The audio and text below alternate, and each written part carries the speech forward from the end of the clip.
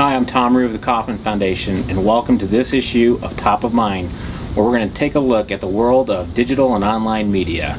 This is Top of Mind.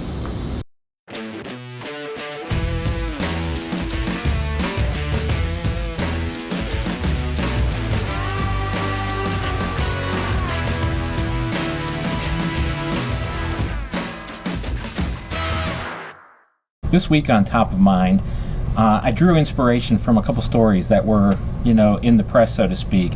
The first was the news that Rupert Murdoch's online or iPad-only magazine called The Daily finally pulled the plug on this grand experiment. After nearly 2 years and about $60 million, Murdoch's empire there decided that it really wasn't a sustainable activity. Similarly, the New York Times announced early buyouts for at least 30 people in their newsroom in an effort to trim the cost of carrying journalistic staff to do the work that the newspaper does. So it's hardly a surprise that journalism has been suffering over the last decade, if not longer, in the world of the internet. But it kind of came to me that despite the challenges that the internet has posed to ventures like this, there are other companies, dare I say entrepreneurial ones, that are launching in this environment and actually thriving. Here at the Foundation, we've worked with several of them. One of them that's been a contributor to content creation we've done on Entrepreneurship.org is a company out of Cleveland called Mid-City Media, founded by journalist turned entrepreneur Chris Sepper. And the latest that we've partnered with is Silicon Prairie News. And I'm here today with co-founder Jeff Slobotsky of Silicon Prairie News. And we took advantage of the fact that Jeff was here in the course of doing some business in Kansas City and asked him to sit down with us today and talk about, what's been happening with this, this kind of company, this digital, media company that's really growing up in and being born around 2008. In your case, was it not? Yeah, July 2008. I mean, at the very heart of when a lot of the traditional media and journalism empires were really suffering. Yeah. Why don't you start a little bit with the background of Silicon Prairie News and how it is you got to be where you are today? Sure. Silicon Prairie News, I say, was really birthed out of this idea that we knew that stories existed at that time in July 2008 in Omaha, right, in Nebraska. The entrepreneurs were there, the creatives were there, but no one was really telling their story. Traditional media, traditional journalism was focused on the Fortune 500s and kind of the established business community, but there was no one really telling the story of the people that we ran around with and knew kind of the work that they were doing. Why do you think that is? I mean, journalists are taught to go find the stories, right? So why do you think traditional media was missing this? It's way it's always been, right? Like, you look to any city, whether it's Omaha, KC, Des Moines, New York, right? There's staples and there's companies and individuals that have been known through generations, right? And so it's kind of, what's the newest with Union Pacific and what's going on with Berkshire Hathaway or Warren Buffett, right? Again, great companies, great individuals. I'm not saying, no knock on the old guard, the businesses, right? The old guard, right? The establishment. And so I think that folks, especially in the Midwest, right? But I think it's across the gamut. You want to hear the stories about the companies and the individuals that you kind of have grown up to know, right? It's confusing, I think, right, to some folks. Like, what is this whole new technology space and entrepreneurship, right? It's kind of an unknown quantity. A little bit of a mystery, huh? A little bit of a mystery, absolutely. And so it's like, how do you report on that? And how do you tell that story? And so I think it's, you kind of get stuck in your ways, and that's why we're seeing things like this of, traditional media having to try new things. So really the genesis for, the company really came from when you, as many entrepreneurs do, recognized an unmet need in the marketplace. Is that a fair thing to say? Yeah, I mean, when we set out with the idea, we weren't saying how do we create a new media company. Honestly, we just knew that the stories were there, and then after we got started, we realized that, hey, this is journalism, this is media as well, right? The telling of these stories. But we didn't sit back to say, okay, we realize that the local paper or the ABC affiliate isn't doing their job, so we're going to step up and fill that void. It was really out of a desire to tell that story, the community side of it first, realizing that's happening through media and through journalism. through the documenting of those entrepreneurs and the startups that existed there. Now, I have to confess, I have a certain, I don't want to call it bias, but let's just say an opinion based upon my exposure to Silicon Prairie news. And I wonder if you would comment on whether or not you think I see this as a trend, and that is the way your company is covering this, and the way, as I mentioned, the earlier one, Med City and others, there seems to be a lot more social component. Mm-hmm. And I don't mean that in the traditional sense of social media. I mean, building communities, interacting in the community, being like event driven. I mean, is that a fair assessment as to how companies like yours are differentiating in this new world of journalism? Yeah, absolutely. I think it's the building of the community, right? And that's such a word that we hear used over and over, but it's true. I mean, there's this idea to say, okay, like, what is the story behind a startup, right? Who is the founder? Like, what's his or her story? Not just reporting on, revenue produced or new hires, but who are those people they're hiring, right? Really telling the story about the companies, the individuals, the founders, and then on the community side, getting them in a room, interacting. Maybe no tangible outcomes, but the fact that like you and I are in a room and now know each other and what we're working on is powerful. So it is this idea of saying, let's tell that story about the company or the founder, the staff. But again, let's put the personal side to it, the social side to it, and really paint a picture of who these people are and who these companies are that we're talking about. So, Jeff, you identified, a big part of the model, of how Silicon Prairie News works is this social aspect of it, the collision of networks, the bringing together of, disparate groups. And really, it seems like that's really a differentiator, and you get to exploit that collision of networks, by the stories that it cascades from it. Could you explain or go into a little deeper detail on that? Yeah, absolutely. Like when we set out, I think, the first maybe year, it was a lot of the documenting the companies, the individuals that were already out there. And I think it's fair to say now that Silicon Prairie News, as well as the community that we're covering, has spurred additional startups, right? Additional activity, additional investment between the communities and outside the area, which generates news for us as well to cover on this activity. And so, I think it's, it's this idea through the events, through the telling of the stories, it does kind of, pull others out of the woodwork in a sense, and or inspire folks to kind of push forward to say, okay, I'm not alone. Here's 10 other examples that are happening around the area. So, Jeff, you touched on something that's near and dear to my heart, this notion that, entrepreneurs are lonely creatures. They're out there doing this on their own without support. And, you touched on, and I would hope that maybe you can elaborate on this notion that, they feel like they're all by themselves, that they're going it alone. I mean, it's really not the case, is it? Yeah, absolutely. Am I not alone? Or I think this idea, I don't think it's ego. I think it's more just kind of heads down building, right?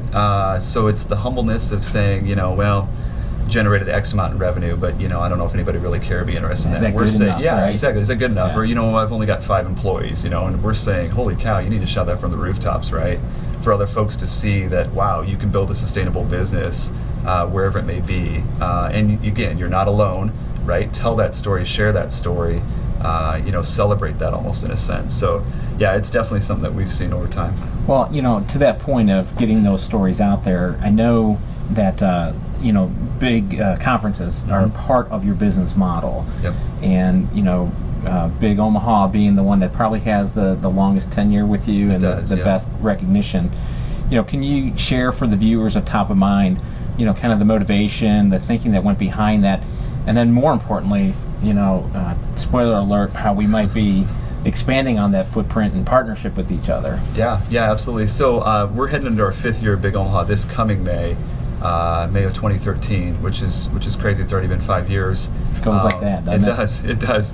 But the idea when we started was this idea that we felt inspired by not only entrepreneurs from the region, but we knew folks from, again, outside the area that we were inspired by, whether it's Jason Fried in Chicago, 37 Signals, or Dennis Crowley with Foursquare, guys and women that we've read about on the coast that are doing amazing work. How do we get them into the Midwest to give us a kick in the pants, to encourage us to continue moving things forward, and that you can build a company anywhere, right? You don't have to be located in a certain city. What? Wait a minute. Bright ideas are geographically limited, aren't they? No. We beg to differ, I think, now. All so right. But And again, we're not trying to say, like, how do we create the next Silicon Valley in Omaha, in Kansas City, in Des Moines, or Cedar Rapids, Iowa. It's this idea to build upon the strengths and the assets that we have, right? And so connect them through the site, through smaller events in each of the regions, but then bring folks in from the outside. And that's really, it's been pretty fascinating, because it not only inspires us in this region to hear from folks, kind of lessons learned, but the great thing is they go back to their networks, cities, spheres of influence, and can say, yeah, okay, there's a legitimate community in the Midwest, right? They're doing amazing work. There's some amazing startups and founders there. And so, they tell their folks. And then again, the awareness and the conversations and connectivity grows between, all points within the community.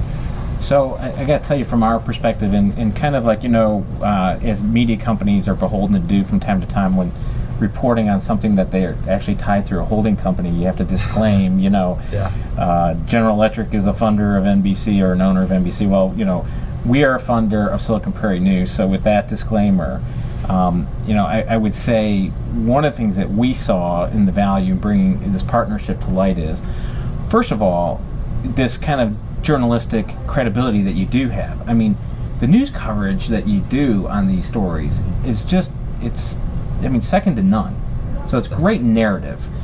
And I think one of the things that the internet has done over the more than a decade, it has kind of like made us all publishers, right? Mm-hmm. Yeah. That's good news and bad news. With the increase, the noise level has gone up, but then quality stuff can come from other sources, sure, namely companies that didn't even exist, 10 years ago. So, as you talked about, like the footprint that you're covering, and, one of the reasons we, Kaufman, got involved with Silicon Prairie News is this, as we call it, the virtuous triangle of Des Moines, Omaha, and Kansas City. What do you see as the real value in this, kind of region that we've defined thusly? And is it, mostly just kind of critical mass, or is it a Midwest play? How do you look at that and the importance of this, geography that we're covering? Yeah, I think it is the increased awareness and the connectivity and the activity that can happen between the cities. I think is powerful. I think we're just getting started. Not we, Silicon Prairie News, but we as a community and a region. We find and kind of turn over more entrepreneurs in Nebraska every day, right? Our content guys, Danny and Michael, our editors, can't keep up with the amount of stories that we have. And what a happy problem. It is, and it's exciting, right? Hire 10 more writers and can't keep up with the content, and that's exciting for the community. And I think what I get excited about, I know our company does, is when you see an investor from Kansas City getting involved in a deal from Des Moines who's hired talent from Omaha, right? And so those kind of things are just starting to happen, I feel. And fast forward a year, 2 years, 5 years, that's what we hope to happen, and we hope to have, this awareness and this connectivity happening within the region. And then you see more deals or acquisitions or talent from the coast as well, right? So, if you can get, a big funder, big VC from New York or San Francisco, which we've already seen happen, getting involved in deals in the region through awareness and the visibility that's portrayed through Silicon Prairie News, that's what's exciting. And so, but a lot of that is just, mapping the network in each of the cities. There's folks within Lincoln and Omaha and Cedar Rapids and Iowa, and even in Kansas City that still don't even know that they exist, right? That there's investors in their own backyard and where to go. And so, Bradfield says a lot. It's a 20-year journey, right? It's a 20-year vision, and 20-year at every year point exactly. Even adds. Right. It doesn't end in 2032, right? This keeps going and going and going. But if you look at it from that perspective, and we've been around 4 years now doing it, so we're just getting started, right? But it's exciting to see the momentum and the growth and the excitement that we as a community have seen over the last several years. So, well, we've certainly been a very excited partner in sharing in our own small way in your good fortune in helping us elevate the spotlight in the community, because awareness is a big part of it. You're absolutely right. I'm amazed every time when you put two people together that have been in the same community for 2 decades yet have never met. Yeah. So I thank you for that, and wish you all the best luck. And you want to make one last plug for a certain big event happening in Kansas City? Absolutely. Yeah. And first, and thank you to you, Tom. You and the Kaufman Foundation as well have been long-time kind of partners and supporters of what we're doing. So definitely, it's an encouragement to us, I think, at Silicon Prairie News, but also the community at large, to see you guys involved in kind of building and shaping it. So yeah. And so with the big event coming. Let's look into the camera and say, what do we want to say with the big event coming? Big Kansas City, March 27th and 28th. So what we're doing, it's going to be different than the other events that we've done, right? So we want to have kind of a continuity between each of the 3 events. So we've had Big Omaha for 5 years now. We're going to do Big Des Moines, still in October, but then Big Kansas City at the end of March. And so we'll have dynamic speakers like we do at the other events that we're bringing in. Stories and I think kind of takeaways that'll be unique to Kansas City. Those conversations that'll happen here that won't happen in Omaha or Des Moines. So we're thrilled. Coming up a couple short months. So great. Looking forward to it. Put it on your calendars. It'll be a ticket you won't want to miss. Thanks again, Jeff. I have a sneaking suspicion this won't be the last time that the viewers of Top of Mind will get a chance to see you. I know for a fact I will shamelessly steal story ideas from you in the pages of Silicon Prairie News. So thanks for stopping by. You bet. Absolutely. Thanks, Tom. Appreciate it.